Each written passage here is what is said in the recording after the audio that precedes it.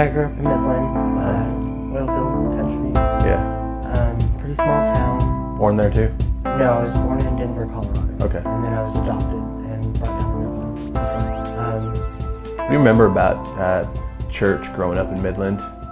Were you part of a church, or do you have any memories of church being a kid? I was a part of church. I pretty much grew up in my church. We were about 2 blocks away from the church. Okay. And my dad's a deacon, and my parents were both Sunday school teachers. So we were at church anytime the door was open, and sometimes when it wasn't. So I grew up in a real nice church, but like any other church, it had its problems. And but yeah, I was a churchgoer. And is there a part of your life, maybe somewhere in your teen years or somewhere, where you just kind of you felt like a real disconnect from what was happening on Sundays to maybe the rest of your life, or what was going on, or dissatisfaction with? I did. I struggled as a child and as a teen especially. And at one point even just decided not to believe in God anymore. I just wanted to go based on facts and what could be proven. And so I explored many different options and just became more spiritual than religious. So what age were you when you first moved out of the house? I was 16 or 17. I knew I was driving already, but I was pretty young, still in high school, but just was not getting along with my family and was very rebellious, and so. Now, we've talked about before that addiction's been a problem for you at times of your life, particularly maybe between those ages of 15 or 16 to maybe up until 2 years ago. So tell me more about when that got bad. Was it when you moved to San Antonio? Was it when you ended up in Houston? Tell me a little bit about what role has addiction played in your life? Well, my addiction started when I was 9, and it was just recreational and not real heavy. And I went through periods in my life. Some periods I would be completely sober, and the second time I moved to San Antonio is when it started to get real bad. How old were you at that time? I was 19, 20. Okay. And no, I was 20, yeah. Okay. And just met the wrong people and was in the wrong place at the wrong time. And so it kind of became my life. And my escape for my problems, and of course created more problems. But that's not how I viewed it at the time. So when life got hard, or when things got difficult, or when health got bad, where would you run? What would you like to turn to? Was it just the escape of drugs, or was it relationships? It was just the escape of reality and relationships. I entered a few. I dated a couple people that just horrible relationships, abusive, emotionally, physically, and of course drugs were involved. So that played a huge part in that. What's your favorite restaurant in Austin? Off topic, I know. Oh man, that's a really hard one. There's so many. I have to say right now my favorite is Mr. Naturals. Mr. Naturals, all right. Naturals, yeah. So at some point, your addiction got to a place a couple of years ago that was really bad. And would you kind of just walk me through what was going on at that time, the process of you checking into ending up in the hospital, not knowing how you got there, the process of that leading you into rehab? Can you tell that story? We talked about it earlier. Well, started out as I had ended a really bad relationship and had moved to Houston, and I moved back to Austin. Got caught legally with the drugs, and so faced court and jail, and that still didn't stop me. So I continued on and bouncing from house to house, friend to friend, and had to find a new place one night.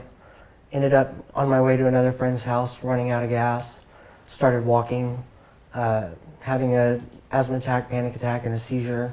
Blacked out, woke up in the hospital a couple days later.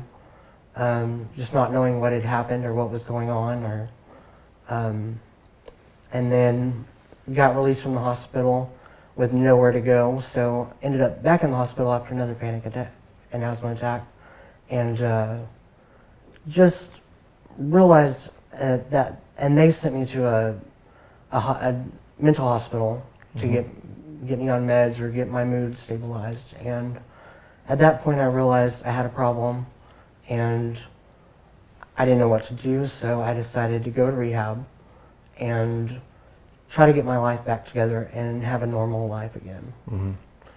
Now, at that point of your life, when you wake up and you're in the hospital and you have kind of no idea how you got there, right? And then the next thing you know, the state's telling you that you need to be in this rehab or get on these meds to feel normal again. Do you want to talk about who came into your life during that time, and what process that began for you on your spiritual journey? Well, surprisingly, my cousin Miranda and Luke had showed up at the hospital, and I kind of kept touch with them through the process. They had helped me get my car off the street and just kind of let me know somebody was there and cared. And because I had to cut out pretty much everybody in my life if I wanted to change. And so they were a big support along with my family back home. But that gave me someone in Austin when I had nobody. And, showed me that there are normal people and life can be good. So. We talked about on the way over here, you asked Miranda for something, and I'm curious what that was and why. I did. I was at rehab, and I realized there's a big void in my life that had been there for years.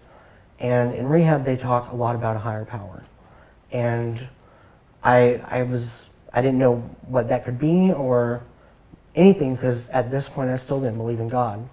And I kind of realized I've been missing this void since I stopped going to church, and since I stopped believing in God, and I did need something to believe in.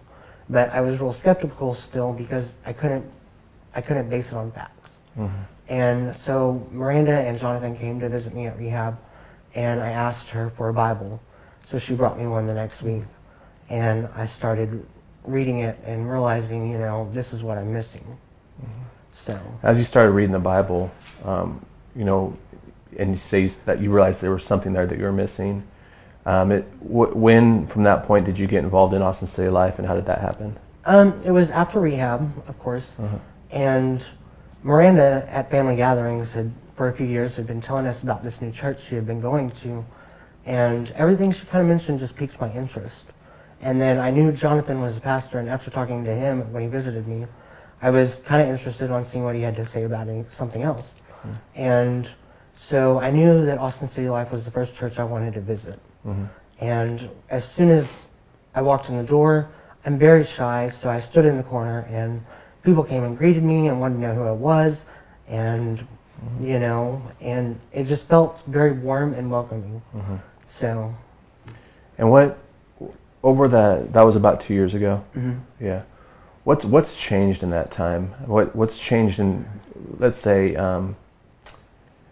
in what you believe to be true about Jesus?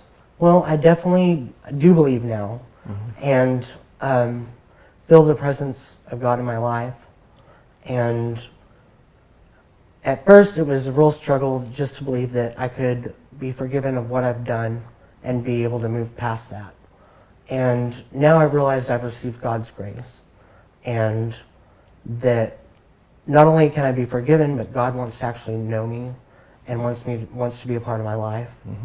And my challenge now is more learning how to listen to God and see what God wants to do in my life. And that's kind of where I am now. But I've grown a lot. And what's been the most ingrowing thing for you? Has it been, kind of going to a Sunday thing and hearing messages and singing songs, or has there been something through being part of a city group and those relationships? What's kind of been the biggest point of growth for you? I don't know if one's bigger than the other. I think it's a mixture of both.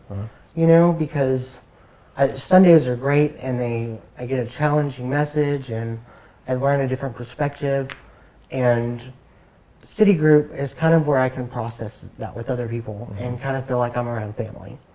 And so it's been a big help to me, both of them. So I mean, I definitely encourage anybody to try city groups if they're only coming on Sundays, and because it's just a blessing in your life. What's in what ways would you say, as you think about God, you think about His grace, would you say that you've seen the generosity of His grace, or how generous the grace of Jesus is? How has it been generous to you in your life? That's a hard one. Well, just being able to start new, and every day's a struggle with addiction and not going back to it, and any challenge that comes up in life, that's my first thought. And so I know that God's on my side because I'm not running back to that. And God's put good friends in my life, and people that can support me and need to be around, or I need them to be around. People I can talk to that aren't going to judge me or anything, but generally want to be there for me. And to me, that's the most amazing thing, because that's exactly what I need and what I lacked, and something I searched for years and was looking in the wrong place for. Yeah, it's stunning as we sit here and think about less than 2 years ago, you wake up in the hospital not knowing how you got there. You jump into a rehab program, kind of, we're told to. You pick up a Bible for maybe the first time in years and start down this road of getting involved with a church. And to think, I mean, how does that hit you to realize that was only not even 2 years ago? And what life is like today? Pretty strong, because, I mean, it was a lot of work to change my life, but it was definitely worth it, and I couldn't have done it by myself, because I tried, and it never worked. And but it seems like such a long time ago, because there's been so much that's happened since, and I've grown so much, and I just feel like that person was way in the past. But when it's brought back to my attention, I have to think, oh, how long ago was that? It amazes me that I could have grown so much in just 2 years or a year and a half. Well, yeah, thanks for answering the questions and for hanging out and telling your story, being brave enough to be open. I know it's encouraging for our church. We love that you're a part of Austin City Life, and we love having seen how much you've grown, and we're big fans and want to support you in every step of the way as you continue to grow through